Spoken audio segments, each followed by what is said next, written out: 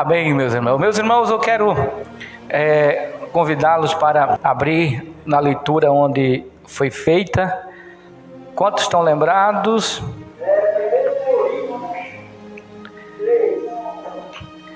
1 Coríntios, capítulo 3, do versículo 11 ao versículo 15, não é isso? Glória a Deus. Irmãos, hoje nós iremos falar sobre o tribunal de Cristo. Eu não sei se os irmãos aqui já ouviram sobre este tema, né? Sobre este assunto. Mas se os irmãos ainda não ouviram, hoje os irmãos vão ouvir esta mensagem, né? Glória a Deus. Então hoje o tema é esse, irmãos, Tribunal de Cristo. Na leitura onde nós fizemos, em primeira carta de Paulo a Coríntios, capítulo 3, do versículo 11 ao versículo 15. Então eu não vou ler novamente para ganharmos tempo aqui na mensagem, pois eu tenho 30 minutos para trazer esta mensagem. Irmãos, após o arrebatamento da igreja, desencadeará, alguns eventos ou acontecimentos previstos por Deus, vaticinado pelos profetas, que assim falaram. Um dos acontecimentos que sucederá após o arrebatamento se chama a Grande Tribulação. E a Grande Tribulação durará 7 anos, 3 anos e meio de uma falsa paz, e depois mais 3 anos e meio de uma grande ditadura, de uma grande perseguição.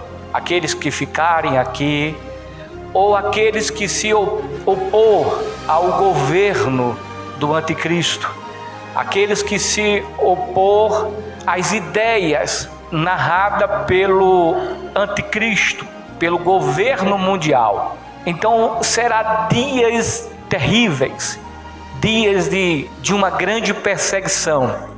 A Bíblia diz que haverá uma grande tribulação, como nunca houve desde o princípio. E isso acontecerá após o arrebatamento da igreja.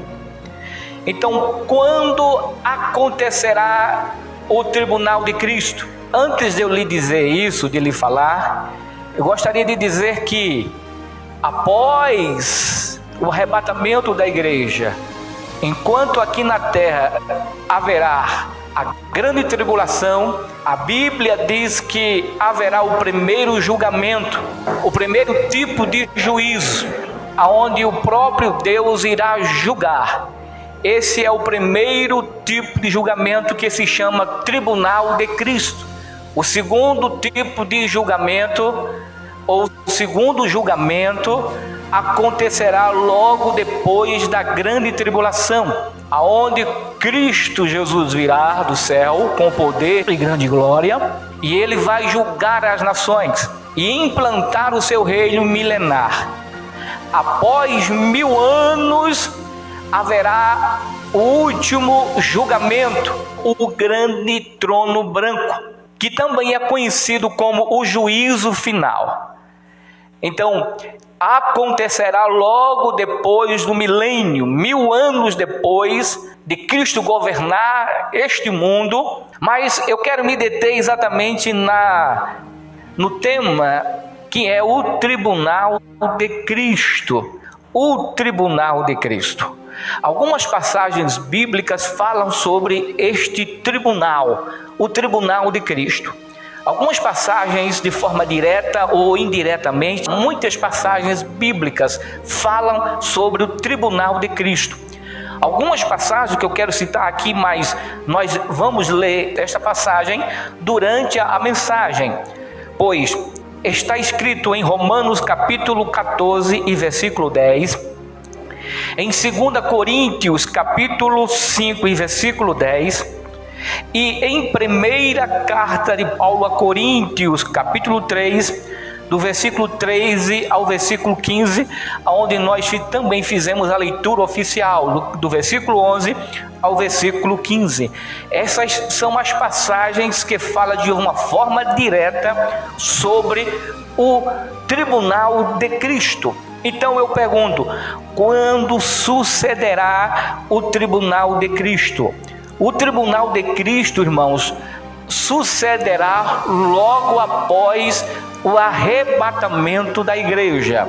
A igreja de Cristo vai ser arrebatada e logo após o arrebatamento, esta mesma igreja, no momento em que ela estiver sendo arrebatada, os mortos em Cristo vão ressurgir primeiro. Depois os vivos, eles serão transformados em um corpo de glória e juntos subirão ao encontro do seu noivo, do Cristo. E aí acontecerá o tribunal de Cristo, aonde será instalada ali o tribunal e a igreja se colocará em uma posição de réu.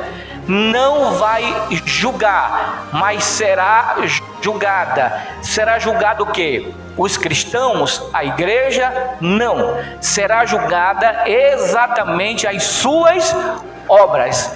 O tribunal de Cristo é para o julgamento das obras de cada um de nós.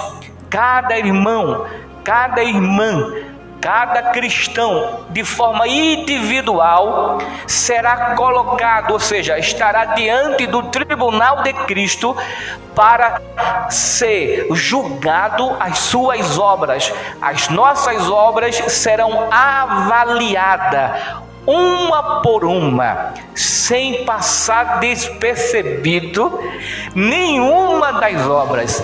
Nada fugirá dos olhos de Deus. Nada escapará, irmãos, da visão onipotente de Deus, onisciente de Deus. Tudo que eu fiz, tudo que você fez em prol da obra ou como cristão, será avaliada diante de Deus e ela passará pelo fogo, assim como o ouro é provado no fogo, para saber se é ouro de verdade ou não, tem que passar pelo fogo. Era assim que os antigos faziam para saber se de fato aquele metal amarelo era ouro de verdade, puro ou não. Eles passavam pelo fogo, aquecia em uma temperatura boa e colocava ali aquele metal amarelo para saber se era ouro. Se de fato era ouro mesmo, então ela resistia, suportava aquela temperatura. Se não fosse ouro, automaticamente logo se derretia e eles sabiam, esse metal amarelo não é ouro. Assim também serão as nossas obras diante de Deus, será provada como ouro é provado no fogo. Então, irmãos, esse tribunal de Cristo acontecerá logo depois do arrebatamento da igreja. Então, já que os irmãos sabem disso, eu pergunto, onde será esse tribunal? A Bíblia é bastante enfática quando ela diz que esse grande julgamento, o tribunal de Cristo, será realizada nos ares ou na porta da cidade. É verdade, irmãos. Primeiro, eu quero falar sobre o costume antigo. Na antiguidade, os juízes e anciãos de uma nação costumavam julgar seus súditos e suas causas na porta da cidade. Isso está escrito em Gênesis, capítulo 19, versículo 1 e o versículo 9. 1 Samuel, capítulo 4, versículo 13 e o versículo 16. 2 Samuel, capítulo 15 e o versículo 2. Nestas passagens, os irmãos vão ver como era a tradição e os costumes, como os antigos juízes e anciãos faziam os seus julgamentos, e como era costume deles ali na antiguidade julgar estes povos, julgar as causas daquele povo. Então, de acordo com o livro de Apocalipse, irmãos, não somente baseado na cultura, mas de acordo com o livro de Apocalipse, capítulo 22 e o versículo 12, diz assim: eis que venho em breve, a minha recompensa está comigo. No original diz: a minha recompensa virá comigo, e eu retribuirei a cada um de acordo com o que fez. Ou seja, quando Jesus Cristo vier buscar a sua igreja, ele vem também trazendo a recompensa da igreja. O texto não diz assim: quando vocês vierem e entrarem no céu, vocês serão recompensados. Não, ele diz assim: quando eu vier, eu levarei comigo a sua recompensa. Ou seja, ao encontro da noiva com o noivo, da igreja com Cristo, Cristo vai entregar as recompensas dos seus filhos, a recompensa da igreja. A igreja será recompensada. Outro ponto interessante, irmãos, que eu queria que os irmãos prestassem atenção, é que porque Jesus declara que os filhos das bodas não podem andar triste. Ou seja, no livro de Apocalipse, capítulo 21 e o versículo 4 diz: ele enxugará de seus olhos toda lágrima, e não haverá mais morte, nem haverá mais pranto, nem lamento, nem dor, porque já as primeiras coisas já se passaram. Na primeira carta de Paulo a Coríntios, capítulo 3, versículo 15, diz assim: se a obra de alguém se queimar, este sofrerá prejuízo ou dano, ainda assim ele será salvo, alguém que escapa por entre as chamas de fogo. Isso significa que lá no céu não haverá choro, não haverá tristeza, não haverá lamento. Lá no céu não haverá nada que possa afetar a vida espiritual, emocional dos filhos de Deus. Isso significa, irmãos, que no julgamento do tribunal de Cristo haverá tristeza para alguns, haverá perda para alguns, e para outros haverá alegria, haverá regozijo.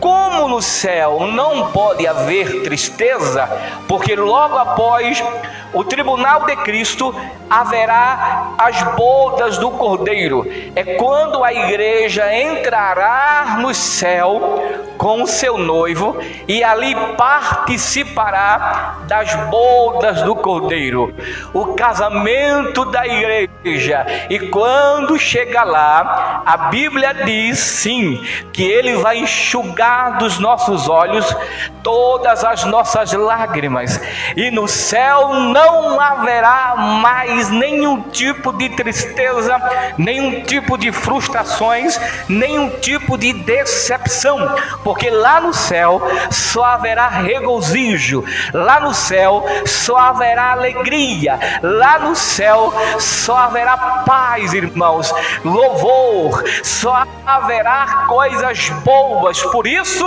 que o tribunal de Cristo será nos ares e de forma específica na porta da cidade celestial. Antes da igreja entrar na cidade santa, ela será recompensada, ela será galardoada, ela receberá a sua recompensa.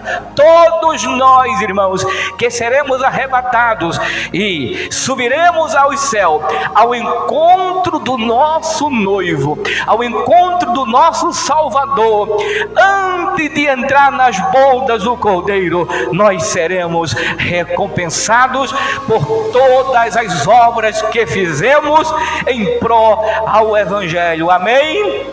Glória a Deus, bendito seja o nome do Senhor para todo sempre. Quem estará diante do tribunal de Cristo? Quem é que vai estar? Quem estará diante do tribunal de Cristo é a igreja. Não pode ser outro tipo de pessoas. Só pode estar diante do tribunal de Cristo a igreja, os lavados, os comprados, os redimidos pelo sangue do Cordeiro. A igreja, aquele que foi transformado pelo sangue, aquele que passou pela morte do Calvário, aquele que foi crucificado com Cristo, ressuscitou com Cristo e vive com Cristo. Esse sim, eles participarão e estarão diante do tribunal de Cristo. Sabe por quê? Porque a Bíblia diz no capítulo 22 e o versículo 15 do livro de Apocalipse: mas ficarão os de fora, os cães, os feiticeiros e os que se prostituem e os homicidas e os idólatras e a qualquer que ama e comete a mentira. Nada, pessoas que vivem na mentira, pessoas que vivem na prostituição, pessoas que vivem violando os mandamentos do Senhor, não estarão diante do tribunal de Cristo, porque só quem estarão diante do tribunal de Cristo é a igreja. E a igreja, ela é imaculada, irmãos. A igreja é pura, a igreja é santa, irmão. Sobre a igreja não há pecado nenhum. Então a igreja estará com Cristo, até porque a Bíblia diz na primeira carta de Paulo a Coríntios, capítulo 3 e versículo 15: se a obra de alguém se queimar, sofrerá detrimento, mas o tal será salvo, todavia como pelo fogo. Isso significa que quem vai estar lá diante do tribunal é a igreja. Alguns vão sofrer algum dano, porque algumas das obras não vão passar pelo crivo de Deus, de Jesus, vão ser frustrados, vão ser decepcionados, porque aquela obra será uma obra inválida. Algumas das obras serão inúteis diante de Deus e eles não receberão recompensa por aquele tipo de obra, mas eles serão salvos. Na verdade, eles já são salvos, até porque participar do grande tribunal de Cristo já é um grande privilégio. Não significa que este santo, esta santa, no arrebatamento da igreja, ele foi transformado em um corpo de glória e subiu ao encontro do seu noivo. Amém?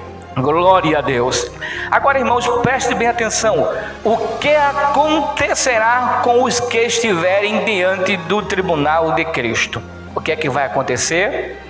Eles receberão o quê? Louvor ou censura, se merecer. Porque diante do tribunal, as suas obras serão avaliadas. Ou a sua obra será glorificada, exaltada, ou receberá censura, ou seja, será rejeitada. Aquela obra, ela não foi perfeita.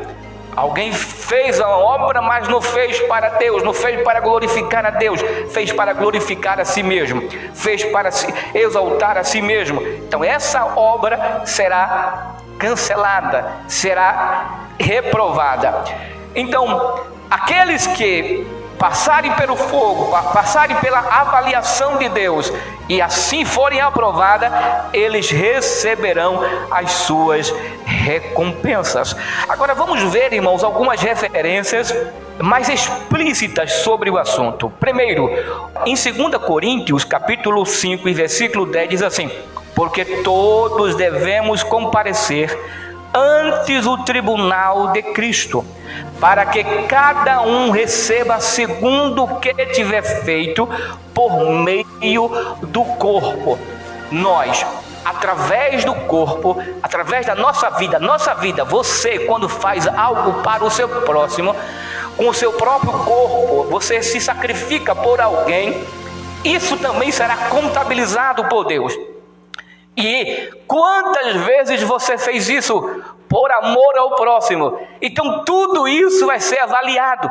Ou coisas que nós deixamos de fazer, tudo isso será avaliado sem extinção, irmão. Tudo quanto nós fizemos através do corpo será avaliada, será vista diante do nosso Deus e será colocado como prova se de fato foi aprovado por Deus ou não. Porque em Hebreus capítulo 4 e versículo 13 diz assim: não há nada que se possa esconder de Deus.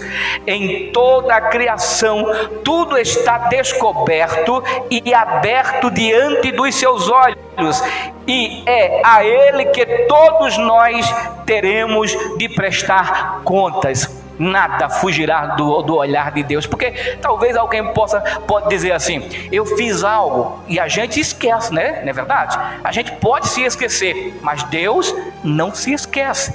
A Bíblia diz no livro de Malaquias, irmãos, que tudo quanto nós fizermos ou fazemos está sendo registrado no livro das obras. Nada será apagado, viu, irmãos? A gente pode até apagar, né? Tentar apagar de nossas vidas algo que nós fizemos, né? De ruim ou de errado, após o nascimento com Cristo, após o novo nascimento. Mas tudo quanto nós fizermos depois do nascimento está sendo registrado por Deus lá no livro das obras, e esse livro das obras irão se abrir, irmãos, diante do tribunal de Cristo, para assim colocar à prova se de fato nós fizemos, ou aquelas obras serão aprovadas ou serão rejeitadas. Agora, o que acontecerá com os que estiverem diante do tribunal? Serão examinadas as relações da igreja, dos irmãos, ou seja, a relação entre o irmão e o outro irmão, entre uma irmã e outra irmã. Como será esta obra? Veja o que diz a Bíblia em Romanos capítulo 14, versículo 10. Mas tu, porque julgas teu irmão, ou tu também, porque despreza teu irmão? Pois todos havemos de comparecer ante o tribunal de Cristo. Irmãos, a gente precisa tomar cuidado de nós mesmos. Tenha cuidado de ti, não é verdade? A Bíblia diz que cada um dará conta de si mesmo. Nós vamos dar conta de nós mesmos. Eu vou dar conta de mim. A minha esposa dará conta dela a Deus. O esposo não salvará a esposa não salvará o esposo, o irmão não salvará a irmã, nem a irmã salvará o irmão. Ninguém aqui vai salvar ninguém. cada um dará conta de si e busque a salvação em Cristo Jesus. A salvação, irmãos, é tomado à força, dia após dia, sabe? Por que isso? Porque a gente não precisa usar fulano ou cicrânio como referência para a nossa vida, não. Se essa pessoa for como o apóstolo Paulo, aí sim, porque o apóstolo Paulo diz assim: olha, sejais meus imitadores, como eu sou de Cristo. Então todos nós precisamos ser imitador de Cristo. A nossa referência é Cristo, o nosso alvo é Jesus, irmãos. Somente Jesus salva, sabe? Somente Jesus liberta, somente Jesus leva para o céu. É por isso que a gente, todos nós, iremos comparecer diante do tribunal, e ali as nossas obras serão colocadas à prova. Eu não posso dizer fulano de tal fez algo e eu acho que foi reprovado, ciclano de tal fez tal obra e essa obra foi rejeitada ou foi aprovada. Quem sou eu para aprovar? Quem sou eu para reprovar? Tudo quanto nós fizermos, Jesus Cristo diante do tribunal, ele vai julgar, ele vai avaliar e ele vai provar e vai ver se vai ser desaprovado, rejeitado pelo nosso Deus. Então, o que acontecerá, irmãos, com os que estiverem diante do tribunal? Os nossos serviços a Deus, nossas obras, serão provadas como pelo fogo. E isso nós lemos em 1 Coríntios capítulo 3 e versículo 10 a 15, diz assim: segundo a graça de Deus que me foi dada, pus eu, como sábio arquiteto, o fundamento e outro edifica sobre ele. Mas veja, cada um como edifica sobre ele, porque ninguém pode pôr outro fundamento além do que já está posto, o qual é Jesus Cristo. E se alguém sobre este fundamento formar um edifício de ouro, prata, pedras preciosas, madeira, feno, palha, a obra de cada um se manifestará. Na verdade, o dia a declarará, porque pelo fogo será descoberto, e o fogo provará qual seja a obra de cada um. Se a obra que alguém edificou nessa parte permanecer, esse receberá galardão. Se a obra de alguém se queimar, sofrerá detrimento, mas o tal será salvo, todavia, como pelo fogo. Irmãos, as nossas obras, quando nós estivermos diante do tribunal de Cristo, as nossas obras serão colocadas, sabe, como se fosse uma mesa. Preste bem atenção, a Bíblia está dizendo que as nossas obras serão provadas como ouro,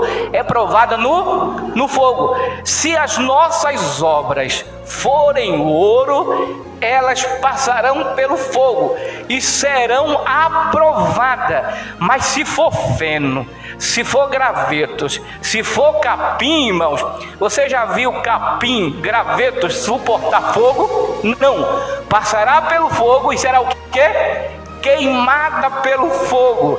Então, quando nós ou a igreja for comparecer diante do tribunal de Cristo, as suas obras serão colocadas no fogo para ser provada. Agora preste bem atenção, irmão, a Bíblia fala de galardão, de recompensa.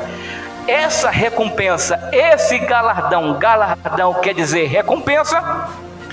E recompensas, a Bíblia, o apóstolo Paulo, ele se baseia exatamente na passagem que está escrita em 1 Coríntios capítulo 9, versículo 24 e 27, não vou ler para não tomar muito tempo mais, mas você vai ver que o apóstolo Paulo faz uma analogia dos corredores, dos atletas, e no final da corrida, eles recebiam coroas de louro, não era assim? Eles recebiam uma recompensa. O primeiro que chegasse, eles recebiam a recompensa. Então o apóstolo Paulo, ele tirou como referência coroa, recompensa, será coroas. E a Bíblia fala sobre coroas. Então, possa ser que naquele tempo o apóstolo Paulo, para tentar fazer com que os irmãos entendessem que tipo de recompensa os irmãos iriam receber, mais ou menos, ele usou exatamente a questão do atleta e a questão da coroa. O atleta corria e o primeiro que chegasse, ele era recompensado, ele era galardoado, ele recebia a sua recompensa, ele era coroado. É verdade, irmãos, que nós não sabemos que tipo de recompensa nós, a igreja, irá receber. É bem verdade.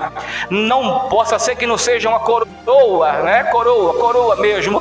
Mas coroa aqui quer dizer outro sentido para nós, tanto para a igreja no passado, assim também como para nós hoje. Nós iremos receber recompensas essas que vai muito além da nossa compreensão. Mas para exemplificar isso que eu estou dizendo, irmãos, vamos ler o que é que diz a Bíblia aqui. A Bíblia menciona alguns tipos de coroa, para terminar. A primeira coroa é a coroa de glória, e isso está escrito em 1 Pedro, capítulo 5, versículo 4, que diz assim: e quando se manifestar o sumo pastor, recebereis a imarcessível coroa de glória. Isso fala de exaltação e de glorificação. A igreja irá ser recompensada, a igreja será galardoada, a igreja será exaltada, viu, irmãos? A igreja será glorificada. Não me refiro aqui como a glória que a gente dá a Cristo, ou a glória de Jesus. A glória de Jesus é dele e não é mais de ninguém. E ele mesmo disse: a minha glória não dou a outra.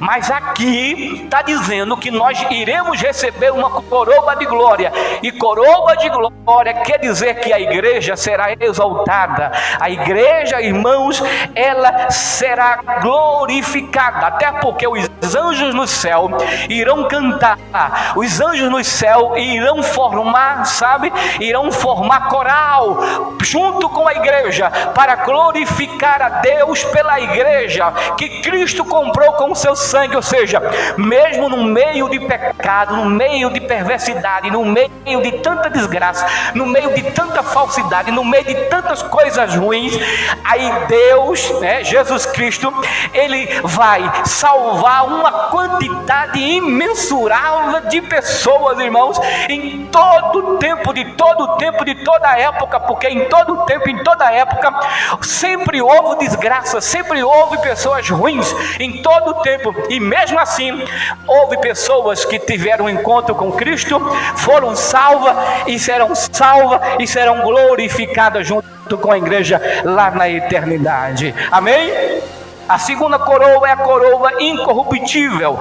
A Bíblia diz, está escrito em 1 Coríntios, capítulo 9, versículo 25: todos os que competem nos jogos se submetem a um treinamento rigoroso para obter uma coroa que logo perece, mas nós o fazemos para ganhar uma coroa que dura para sempre. Isso fala, irmão, sabe de quê?